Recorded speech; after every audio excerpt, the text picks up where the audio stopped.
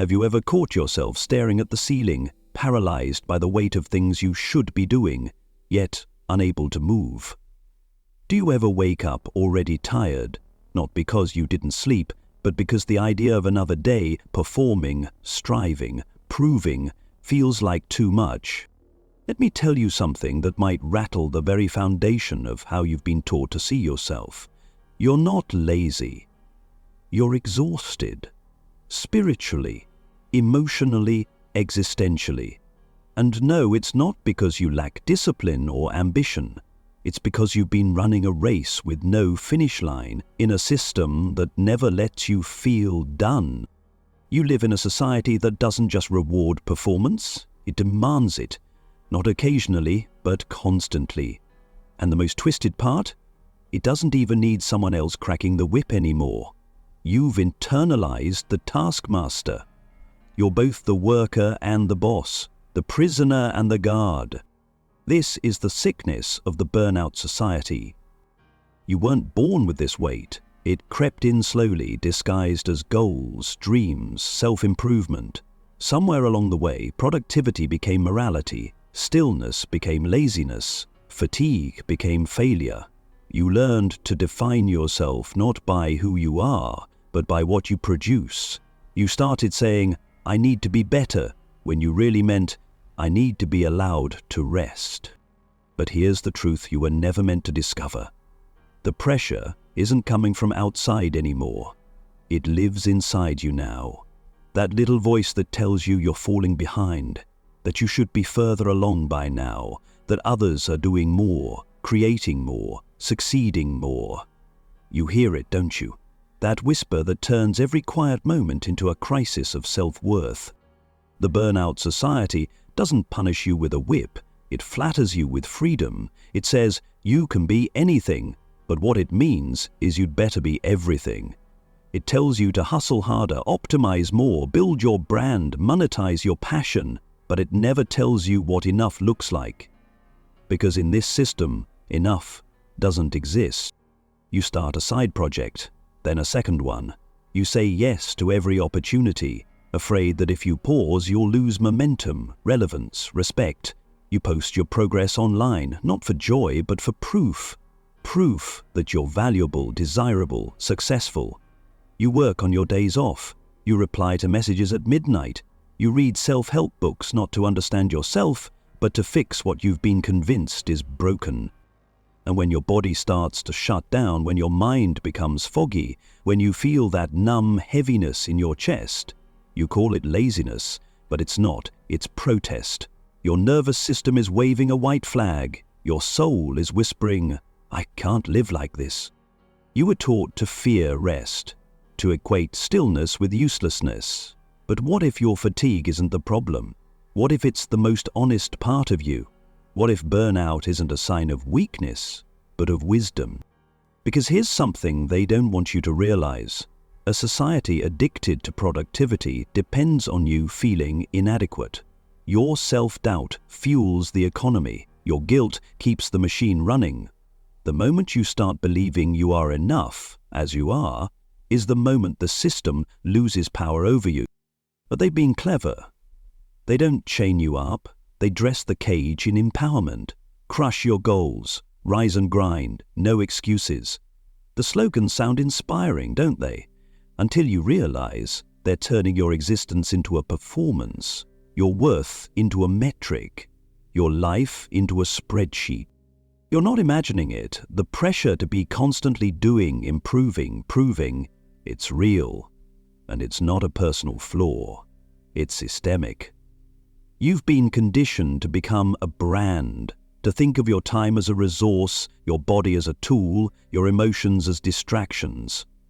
Even your joy has to be productive now. If it's not content, is it even real? But what if I told you that real freedom starts when you stop optimizing yourself? What if the bravest thing you could do is nothing? That's not easy to hear, I know, especially if you've built your identity around being capable, efficient, high-achieving. The thought of stopping, even for a moment, might feel like losing yourself.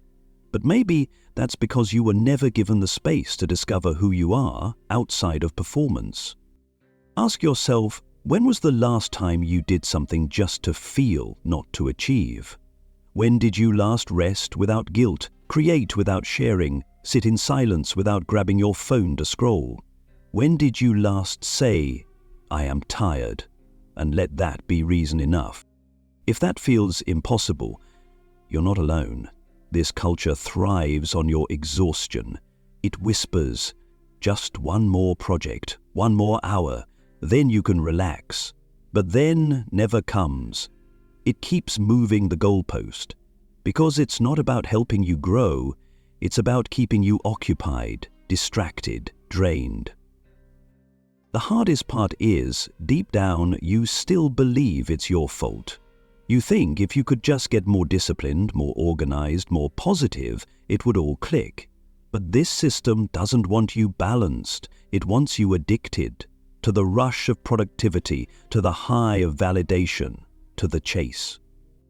And that's the most heartbreaking part. You didn't fail. You were set up, trained to ignore your own limits, taught to see burnout as a personal defect rather than a cultural disease. But you can unlearn this. You can begin, slowly, to say no. No to the voice that says you're not enough. No to the belief that your worth is conditional. No to the fear that rest is laziness. You can reclaim your right to exist without constantly explaining your value. Because you don't have to be useful to be valid. You don't have to be productive to be loved. You don't have to earn rest. It's your birthright. And if you're feeling tired right now, not just physically but cosmically tired, in your bones, know this, it's not weakness. It's the residue of a system that asks you to sacrifice your humanity for its survival. You are not lazy, you are tired of pretending, tired of performing, tired of being a product. And that tiredness, it means you're still human. So what do you do with that tiredness? Not just the kind that a nap can fix, but the kind that lingers even after a vacation, after a weekend off, after a good night's sleep. That kind of fatigue is existential. It's not asking you to rest, it's asking you to rethink. But the problem is, most of us were never taught how to listen to that voice. We were taught how to silence it. We medicate it with to-do lists, drown it in caffeine, mute it with distractions. We call it getting back on track, but we never ask where that track actually leads. Who defined the track in the first place? Who benefits from you staying on it? Think about how early it starts. You're praised for being a hard worker before you're even old enough to understand what work means. You're rewarded for discipline, for obedience, for meeting expectations, not yours, theirs. You learn that rest is a reward, not a right, that pleasure must be earned, that worth must be proven. So you keep moving, keep grinding, even when you're falling apart inside. You smile. You push through, and every time you override your own limits, they call you strong. But that's not strength, that's survival. You've probably told yourself, if I can just make it through this week, or once I finish this project, things will calm down. But has that moment ever really arrived? Or does the next demand always appear, dressed in urgency, whispering, just a little more? The trap isn't that you're overworked, it's that you're convinced your exhaustion is temporary, when really it's structural. We've replaced rest with productivity hacks. Meditation is no longer for peace, it's a tool for improving focus. Walking isn't leisure, it's for closing your fitness ring. Even journaling is marketed as a morning ritual to boost efficiency. Nothing is sacred anymore. Everything is optimized. And in the process, you lose the most human parts of yourself. Curiosity, slowness, joy for its own sake. And that's the part that breaks you quietly, not all at once, but in little fractures. You start to notice it in your attention span, how hard it is to read a full paragraph without checking your phone. You feel it in conversations where you're physically present but mentally preoccupied. You sense it in how hard it is to be alone with yourself, how silence feels unbearable, not peaceful. Because silence means confronting the truth, and the truth is, you're not okay. But you keep going, because that's what you've been taught. Show up, push through, be grateful, don't complain, and especially don't stop.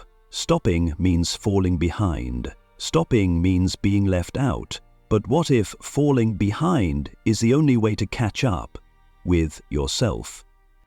You can't heal in the same environment that made you sick. And if the culture of chronic productivity is what's burning you out, then healing means resisting that culture.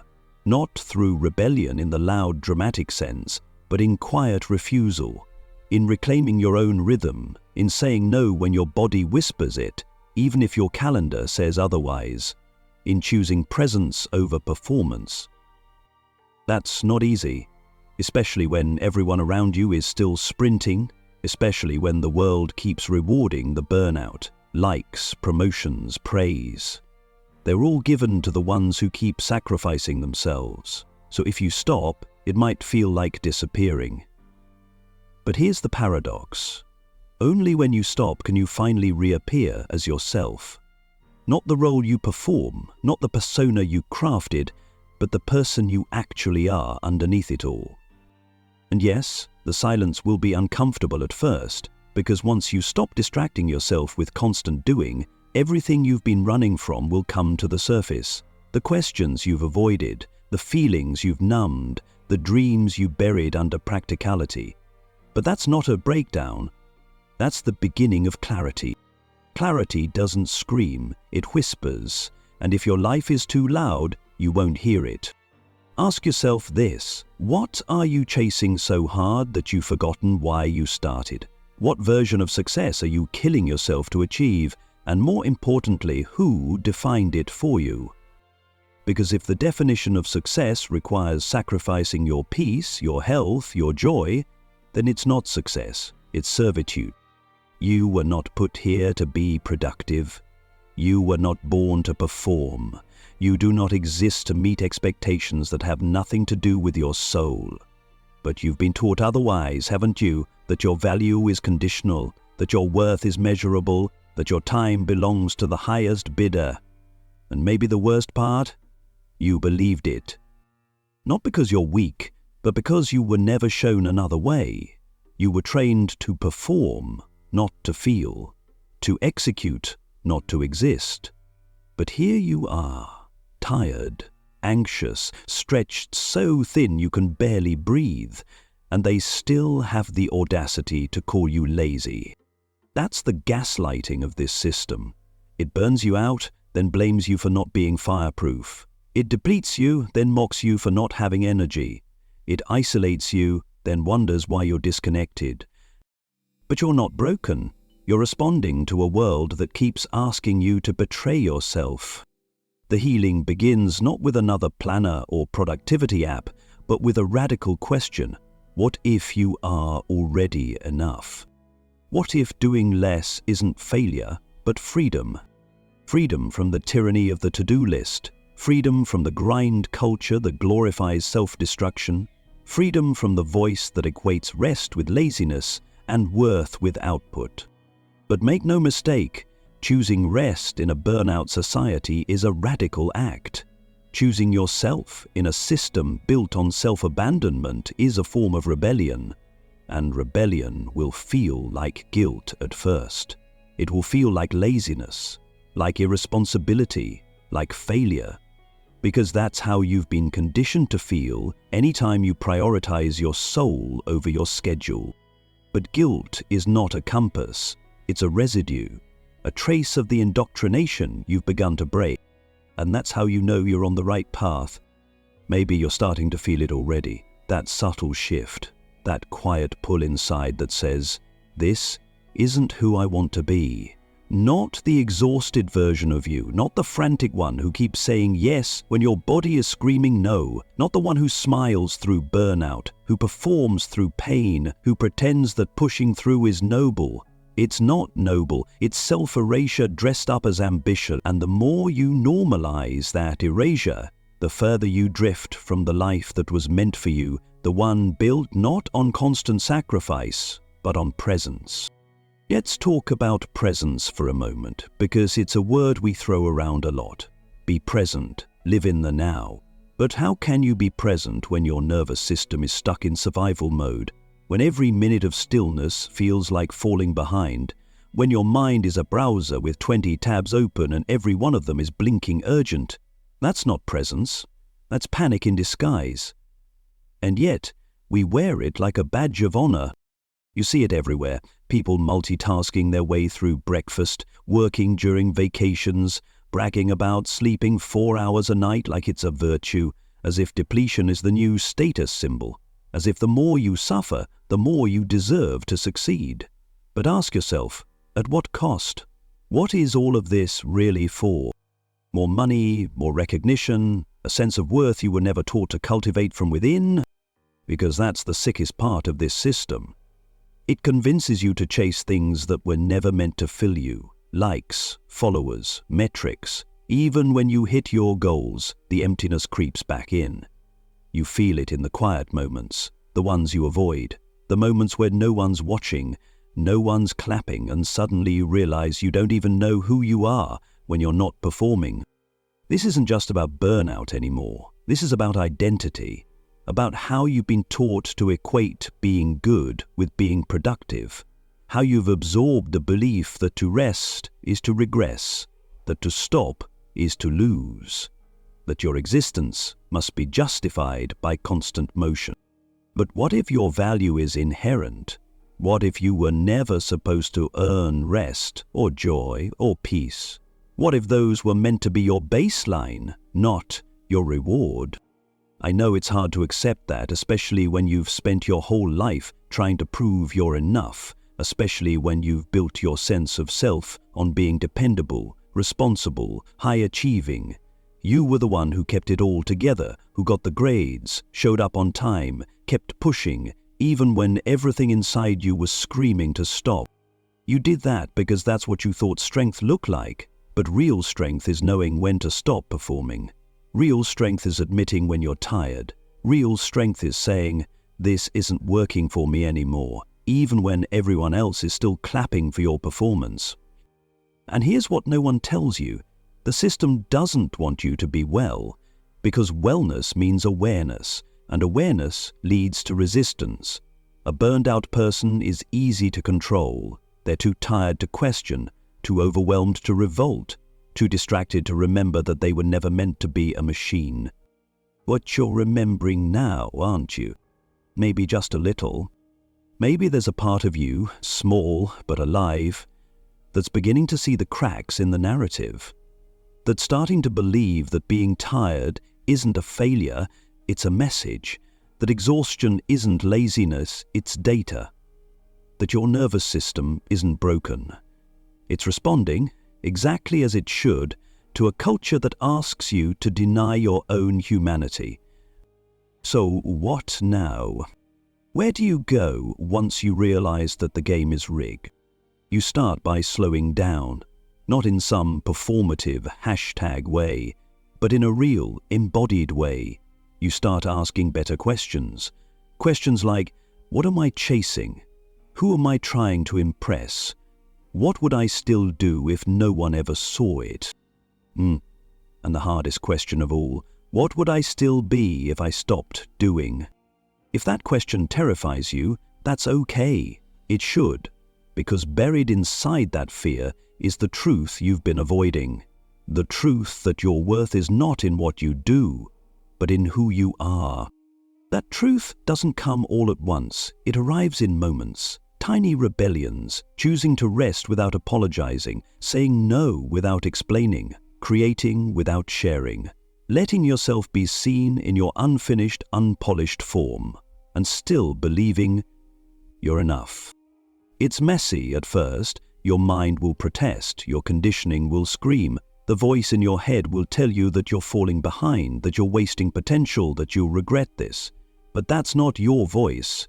That's the echo of everything you've been fed by a world that profits from your self-doubt.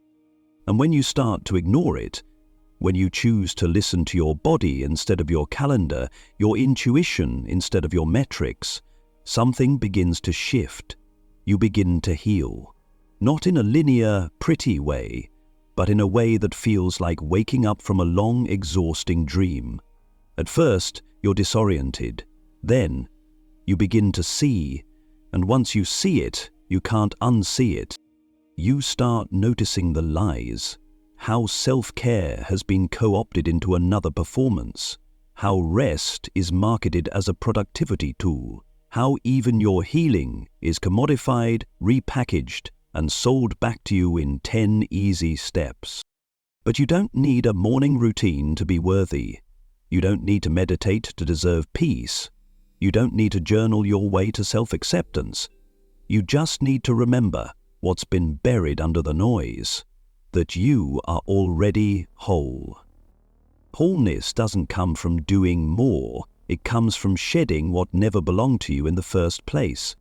So take a breath, not because it's efficient, not because it's good for your productivity, but because you can, because you're allowed to exist outside of performance.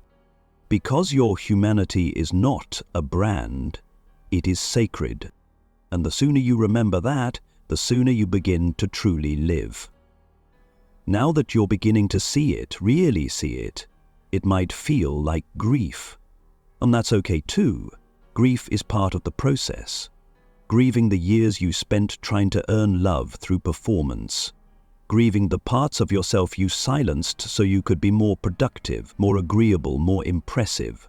Grieving the dreams you abandoned because they didn't fit neatly into the box society handed you. No one talks about that part, do they? The grief of awakening, the ache of realizing how deeply you betrayed your own rhythm just to survive. But here's the thing, you did what you had to do. You adapted.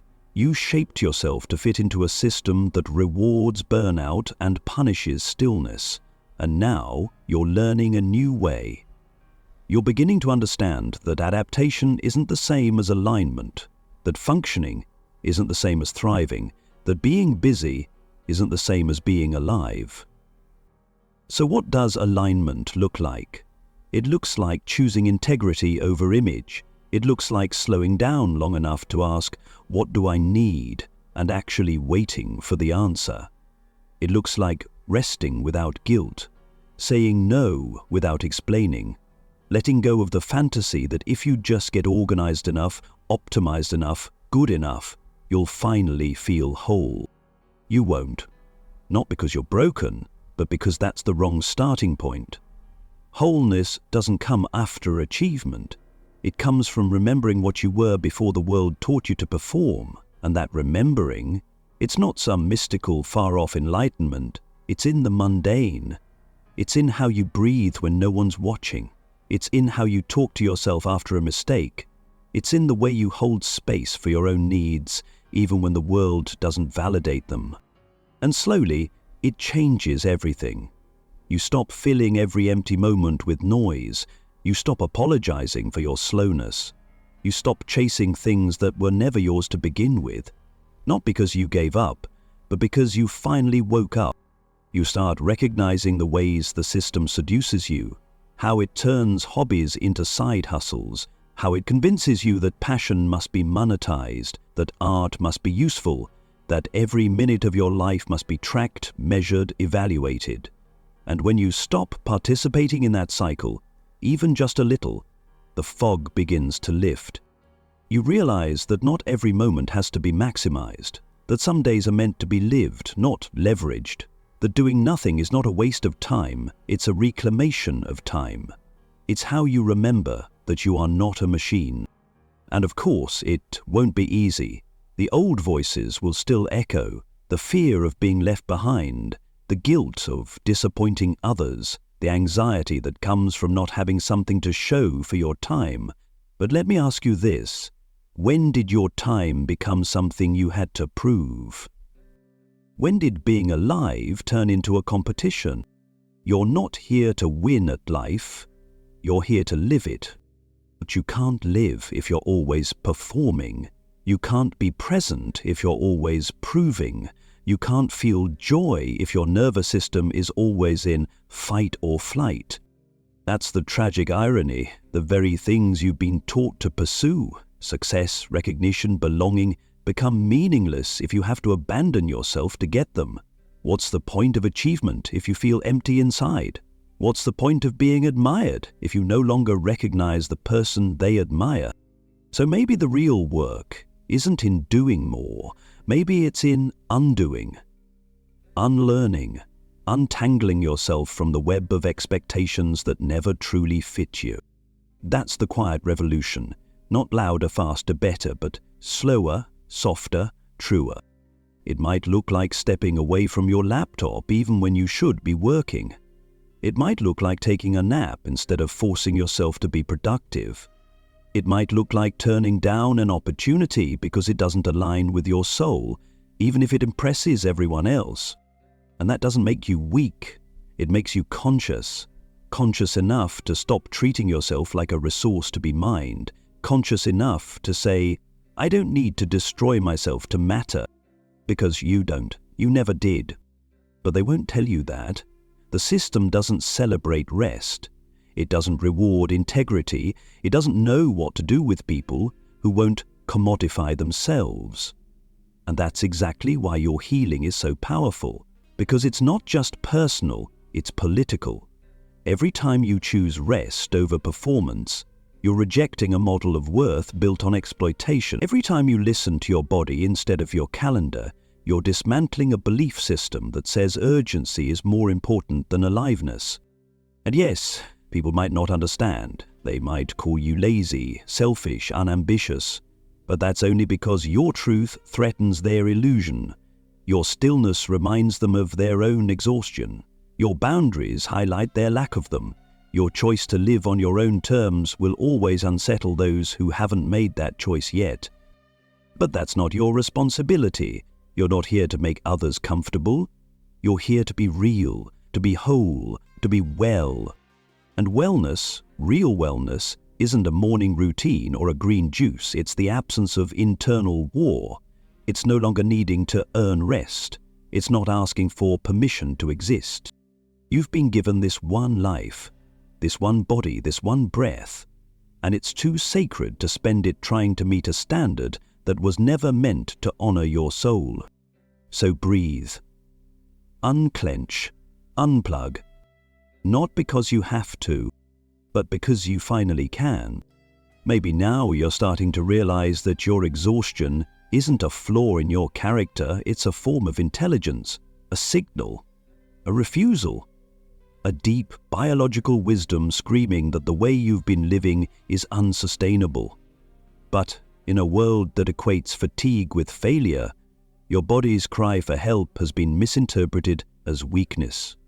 And so you've tried to fix what was never broken. You've downloaded the apps, read the books, followed the routines, believing that with the right formula you'd finally be okay. But what if the problem isn't your lack of discipline? What if the problem is that you're trying to optimize your way out of a spiritual crisis? Because that's what this really is, a crisis of meaning. A silent epidemic of people who are doing all the right things and still feeling empty, still feeling behind, still wondering why success tastes so bitter, why rest never feels restful, why no amount of external validation ever seems to fill the void. That void isn't there because you're ungrateful. It's there because the path you were taught to follow was never designed to lead you home to yourself. You were taught to be productive, not present, efficient, not whole, impressive, not honest. But the soul doesn't care about your LinkedIn profile. It doesn't care how many boxes you checked off today. The soul speaks in the language of truth, and when your life becomes a performance, your soul will go silent. Until one day, you can't ignore it anymore. Maybe that day is today. Maybe that's why you're here, listening, not just with your ears, but with something deeper, something that's been waiting, aching for someone to tell you what you've always known but never had the words for. That your worth is not in what you do, that your life does not need to be earned, that your presence alone is enough. And yet, You might still feel the pull of the old narratives, the urge to do more, be more, fix more. You might still hear that voice whispering that rest is laziness, that slowness is failure, that stillness is dangerous. That voice is not your own. It's the ghost of a system that survives by keeping you in motion, a system that turns your anxiety into ambition, your insecurity into profit, your humanity into a brand. And you've been so loyal to it, so afraid of what might happen if you stopped striving. But what if stopping isn't the end of you? What if it's the beginning? The beginning of a life that doesn't feel like an emergency. The beginning of a relationship with yourself that isn't transactional. The beginning of a rhythm that's rooted in listening, not performing. That kind of shift doesn't happen overnight. It happens in the quiet decisions, the ones that no one else sees. Turning your phone off before bed, choosing a walk instead of another task, saying no without guilt, saying yes without fear, pausing in the middle of your day just to ask yourself, what do I feel right now? You might be surprised by the answer. You might find sadness there, anger, resentment, not because you've done something wrong, but because you've been so deeply disconnected from yourself for so long. Those emotions are not your enemy. They're your map. They are trying to lead you back to the parts of yourself you've ignored. And when you let them speak, something begins to thaw, the tension in your chest, the clenching in your jaw, the pressure behind your eyes. These aren't just physical symptoms. They're stories your body has been holding for years. Stories of self-abandonment, of pushing through, of ignoring the red flags because you thought you had no other choice. But now you do. Now you know. And knowing doesn't mean you'll never fall back into old patterns. It means you'll notice them faster. You'll catch yourself hustling for worth and gently remind yourself that you don't need to. You'll see the burnout coming, and this time you won't ignore the signs. You'll begin to protect your energy like it's sacred, because it is. You'll stop treating your body like a machine and start honoring it like a sanctuary. You'll stop seeking validation from people who only see your usefulness and start surrounding yourself with those who see your essence. And you'll begin to live not as a task to complete, but as an experience to feel. That's what the system fears most, a human being who remembers they are already enough. Because that kind of person can't be manipulated, can't be sold a solution to a problem they no longer believe they have, can't be seduced by the illusion of more.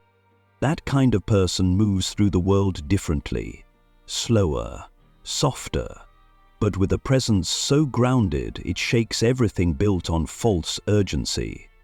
That's the power of someone who has reclaimed their rest, their rhythm, their right to exist without apology. So if you've been waiting for permission, let this be it. Permission to stop performing. Permission to rest before you're burned out. Permission to grieve the life you lived for others. Permission to reclaim the one that belongs to you.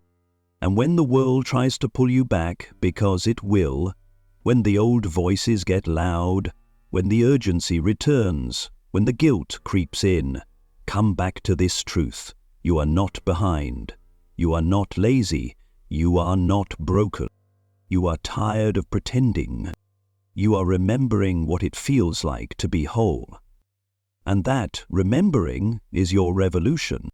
And now that you've remembered, truly remembered, you can begin to rebuild. Not from scarcity, not from fear, not from the shame-soaked belief that you need to earn your right to breathe, but from something deeper, something quieter, a knowing. A knowing that you are allowed to move at your own pace, that you are allowed to create without it being content, that you are allowed to stop, not because you've finished everything, but because you've decided you don't need to do it all to be worthy. Because you don't. You never did. But it's taken you years to realize that. Years of performing strength while silently crumbling inside. Years of chasing approval from people who never learned how to love without conditions. Years of measuring your value in productivity, then wondering why you always felt so hollow when the work was done. But here's the beauty of awakening. Once you've seen the lie, you can't unsee it.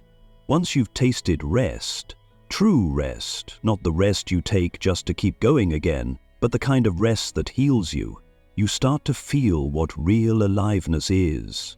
Not adrenaline, not anxiety, but presence. That soft hum of being that doesn't need to prove anything to anyone.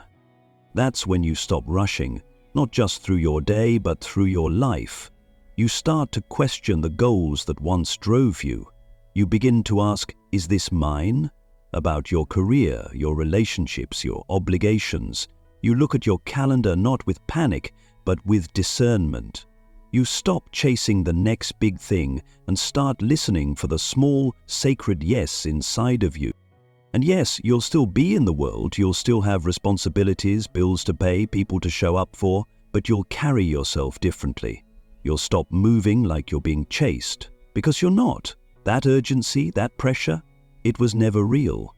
It was manufactured, internalized, a phantom fear inherited from a system that thrives on your exhaustion. But you're not a slave to it anymore. You're free, not because the world changed, but because you did. You changed the terms, you drew the line, you said enough. And now your days start to feel different. You might wake up and not immediately reach for your phone. You might find joy in the ordinary again, in your coffee, in the sound of rain, in your own thoughts. You begin to protect your mornings like a sacred ritual. You stop filling every gap in your schedule with tasks. You stop seeing stillness as a threat. You begin to trust yourself.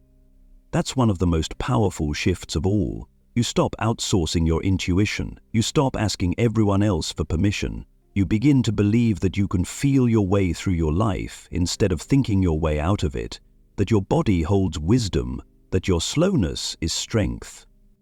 And when you fall back, because you will, you won't shame yourself for it. You'll catch the signs earlier. You'll know when you're slipping back into hustle mode, and instead of spiraling, you'll pause, breathe, come back. That's healing, not perfection. Not never feeling anxious or tired again, but becoming so rooted in your own truth that you return faster each time you leave, that you don't abandon yourself so easily, that you don't betray your own boundaries just to be liked, chosen, seen. You become your own anchor. And in that steadiness you start to attract differently too. You're no longer drawn to chaos, to urgency, to people who only know how to take. Your relationships change, your work changes, even your dreams evolve. Because you're no longer dreaming from a place of lack, you're dreaming from a place of fullness. That's what real success is. Not a number, not a title, not a trophy, but a life that doesn't cost you your soul. So let them call you lazy. Let them say you've changed. Let them misunderstand your rest, your softness, your refusal to compete. Because you know the truth now. You were never lazy. You were never weak. You were simply caught in a system designed to drain you. And now you're free to live slower, softer, deep, free to say no, free to stop performing, free to finally come home to yourself. Not someday, not when you've earned it. Now, because now is all you ever needed. And you were always enough.